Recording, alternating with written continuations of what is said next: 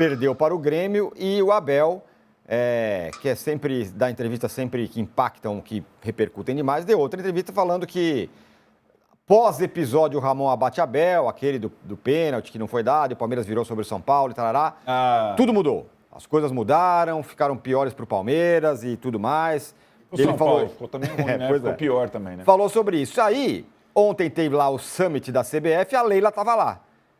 A Leila, uma hora falou, eu quero que o Abel fique até o fim do meu mandato, deixou claro isso, mas depois foi perguntada sobre essa questão da arbitragem, se atrapalhou o Palmeiras. E olha, a Leila foi sem meias palavras, vamos ouvi-la. Eu não acredito, tá, que esses 5 últimos jogos do Palmeiras que nós não conseguimos vencer foi em virtude de arbitragem. Eu não posso terceirizar a responsabilidade que é nossa, tá? Nós não vencemos por responsabilidade nossa, por incapacidade nossa. Isso é muito claro para mim, isso é muito claro para o diretor de futebol e eu acho que também é muito claro, tá, para o nosso treinador. Então, o que a gente vai fazer? Vamos tentar corrigir, não é, esses problemas que ocorreram nesses últimos 5 jogos. Então, eu não concordo, eu não gosto, vocês me veem muito pouco falar sobre arbitragem, sobre problema de calendário. Eu acho que a realidade que nós temos é essa e nós temos que lutar, não é, para superar essas dificuldades. Essa dificuldade não é só do Palmeiras. Os erros da arbitragem não é só com o Palmeiras, são com todos os clubes. Tá aí a Leila falando com todas as letras, Rodrigo Matos, falando sobre... Mas que alguém chamou antes? Foi o Casagrande? Não, Rodrigo então. Falando... Não. Aliás, me surpreendeu, né? Porque normalmente quando alguém, jogador ou técnico, se ancora num negócio desse, o dirigente vai junto, né? Fala, não, é isso mesmo, realmente somos tal. E a Leila falou, não tem nada disso não, nosso time foi mal mesmo. Enquanto você fala, a gente pode colocar na tela aí o desempenho do Palmeiras pós-episódio Ramon abate Abel. Teve vitórias ali, ó, 5-1 contra o Bragantino, 4-1 contra o Juventude, aí perdeu pro Palmeiras, aí começou. Empatou com o Cruzeiro, perdeu o Flamengo, aí empatou com o Cruzeiro, ganhou ainda do Juventude, ganhou do Santos, e aí essa sequência terrível aí, 5 jogos sem vitória. E a Leila falou, não teve isso não, o problema foi a incapacidade nossa, Rodrigo. Eu acho que a declaração da Leila é bem realista, né, Tironi? Eu acho provável, eu não tenho apuração sobre isso, que ela talvez tenha conversado com o Abel antes, não acho que ela ia expor o Abel assim desse jeito, acho que ela talvez tenha falado com ele antes, mas ela também tem um tom, no final das contas, de cobrança de futebol, né?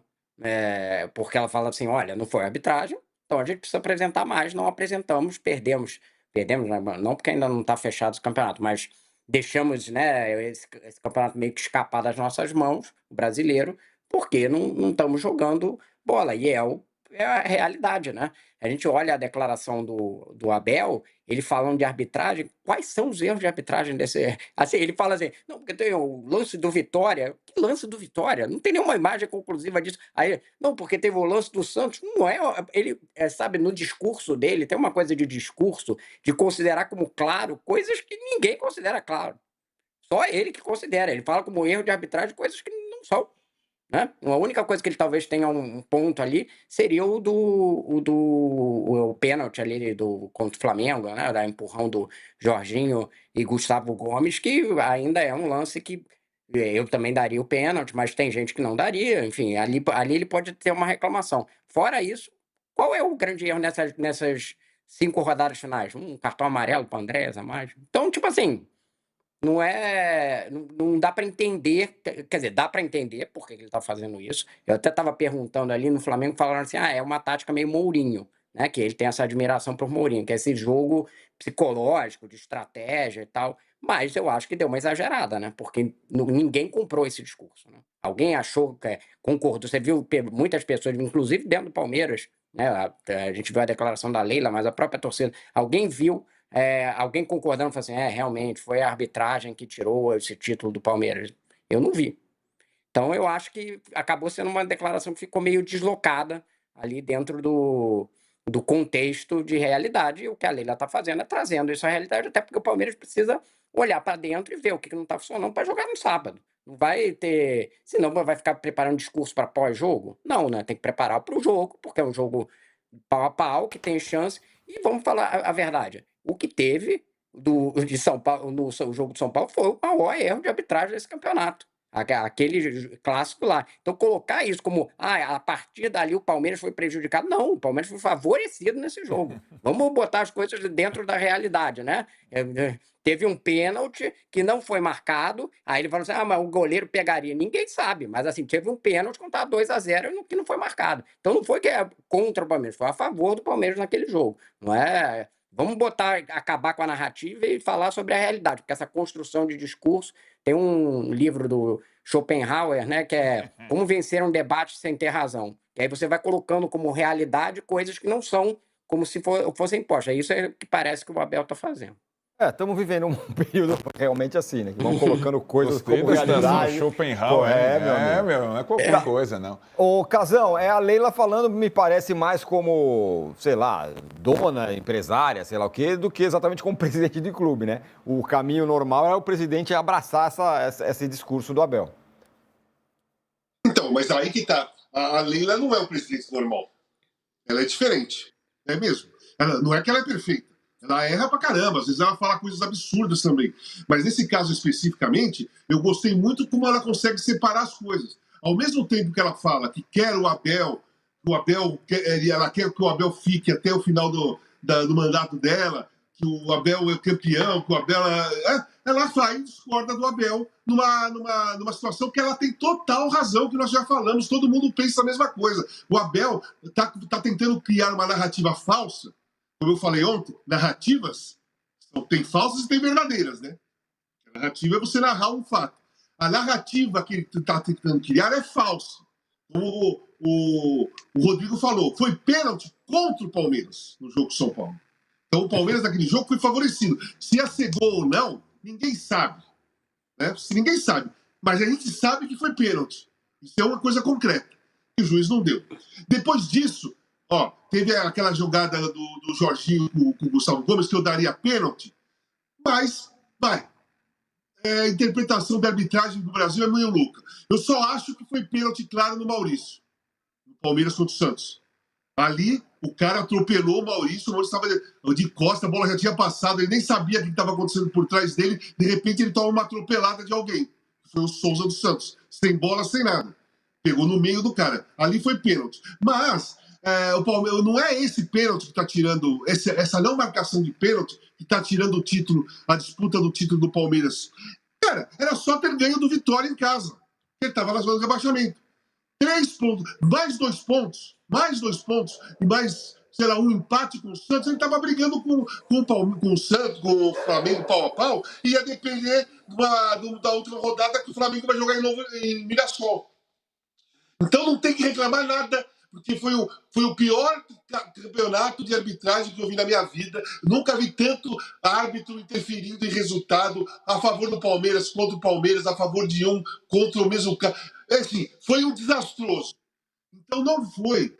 O Palmeiras não vai perder um título por causa da arbitragem dos últimos 5 jogos. Foi incapacidade. Claro, a Leila foi mais gentil na fala, né? Porque ela é a presidente do Palmeiras. Incapacidade. E eu falo que foi incompetência. Total incompetência. Em 5 jogos, 15 pontos, você fazer 2. Um time que estava em primeiro com 3 pontos a mais e uma vitória a mais. Aí você joga 5 jogos. Nessa situação, você tem 3 pontos a mais, uma vitória a mais, né? Você está com a faca e o queijo na mão, você faz 5 jogos, disputa 15 pênaltis e só faz 15 pontos e só faz 2. Incompetência nos últimos 5 jogos. O Palmeiras foi incompetente, né? Como eu não sou presidente do Palmeiras, eu posso usar a palavra incompetência. Ela tem que usar incapacidade. Muito bem, Arnaldo, complete. Não, só um detalhe. Só um parênteses, hein? Alcançamos audiência brutal. Aê, muito bem. Agora deem likes pra gente. Fala, chamem mais parentes e amigos. Mais parentes e amigos. Isso que acontece, eu lembro muito da fala da Leila no final do ano passado, quando o Palmeiras não ganha campeonatos importantes e ela fala, não gostei, esse ano não foi bom e a gente vai mudar muita coisa para o ano que vem. E ela mudou. Ela abriu a carteira, ela investiu mais do que nunca, ela proporcionou mais coisas, o avião, os melhores jogadores do país, o melhor investimento. a cada janela, e ela está frustrada. E ela sabe que isso não é questão de arbitragem. Ela não terceiriza, né? Ela esperava mais. Claro que ela esperava mais. Assim como eu esperava mais. Assim como o torcedor do Palmeiras esperava mais. Né? E essa questão, o Abel, assim como o Mourinho, ele gosta muito de estar em condição desfavorável, de não ter a melhor equipe, de não ter o maior investimento, de ser a carta fora do baralho. Esse ano era para ele ter sido protagonista, pelo investimento, pelas contratações e tudo mais. E isso causa nele esse incômodo e esse discurso. Mas a presidente do Palmeiras, ela sabe, se o Palmeiras não ganhar nada, espere o discurso dela depois do final do ano, do desfecho. Porque ela, evidentemente, me parece, nenhum técnico de futebol na América do Sul, nem o Galhardo lá no River, que voltou lá e os caras fazem tudo, ele perde tudo, tem as condições de trabalho que o Abel Ferreira tem. Pode ser em relação ao salário dele, a estrutura do Palmeiras, a base do Palmeiras, as contratações do Palmeiras. Então... Mais que o Felipe Luiz. Mas muito mais. O Felipe Luiz é um técnico recente. O Felipe Luiz sobre as condições. O Felipe Luiz está num lugar que trocou o presidente, o diretor de futebol, que ele está fazendo a primeira temporada dele completa. Né? E se o Felipe Luiz também tem alguma coisa para reclamar nos últimos 5 jogos de arbitragem? Não teve o pênalti do Fla-Flu, que a gente fica falando? O que o Rodrigo fala, o que aconteceu no Morumbi, São Paulo e Palmeiras, é incomparável. Porque não foi só o pênalti mais escandaloso da temporada, foi a arbitragem mais escandalosa da temporada, o árbitro está suspenso. Quem foi prejudicado foi o São Paulo, não foi o Palmeiras. O que aconteceu com o São Paulo depois daquele jogo? Tá aí nessa aí. A torcida rompeu, o time não jogou mais no estádio, o presidente sumiu. Então eu gostaria que o Abel fosse técnico do São Paulo por um dia, imagine, ia ser legal, né? Não tem jogador, não tem estádio, não tem estrutura, é prejudicado todo o jogo. Imagina o Abel. Depois do jogo, São Paulo e Palmeiras, o São Paulo teve 6 pênaltis contra marcados. Você acha que o Abel viu isso? Ou analisou isso? Então, assim, não dá, não cola. Porque uma vez ou outra, numa circunstância ou outra, numa condição desfavorável, a condição dele é apenas favorável. E ele está devendo, Tironi. Ele tem a grande chance de uma resposta no sábado. Mas é a única carta que sobrou para ele, né? Muito bem. Olha, teve a Aeroflá e, cara, foi um negócio espetacular o que fez a torcida do Flamengo, mais uma vez, levando o time para o aeroporto. As imagens são muito impressionantes, assim, da quantidade e da loucura dos torcedores do Flamengo rumando para o aeroporto. Tanto que o Flamengo decidiu fazer isso, né? Ele poderia ter ido direto lá de Belo Horizonte para Lima, não. Voltou para o Rio de Janeiro e do Rio de Janeiro foi para lá. O Léo Pereira falou sobre o que ele achou do Aeroflá e tudo mais e tal. Teve a invasão do ônibus pelo teto. Mas vamos ouvir o Léo Pereira. Eu já vivi uma experiência parecida, mas essa com certeza foi maior ainda do que em 2022 e com certeza é um misto de emoções ali e que a gente entende a euforia do torcedor, a gente entende que é um momento marcante não só para nós, mas para o clube, para a história do Flamengo em si e para o torcedor, né? Ele está ali para nos apoiar, para nos incentivar e com certeza a gente tenta desfrutar ele daquele momento da melhor maneira possível. Bom, eu acho que, como eu falei, ali você está no calor da emoção ali, das emoções do torcedor e acredito que esse não seja a melhor maneira de nos incentivar, né? Invadindo o ônibus pelo teto, mas enfim, é algo que a gente não conseguiu controlar no momento e a emoção do torcedor também a gente não consegue controlar, mas tentar prevenir, tentar fazer com que não aconteça novamente, porque de repente pode machucar alguém, até o próprio torcedor pode cair em cima do ônibus. A gente sabe que que é um momento importante para eles também, estar ali aparecendo e incentivando. Mas eu acho que tudo tem que ser dentro de um respeito e de uma segurança até para o próprio torcedor. Eu não acredito, tá?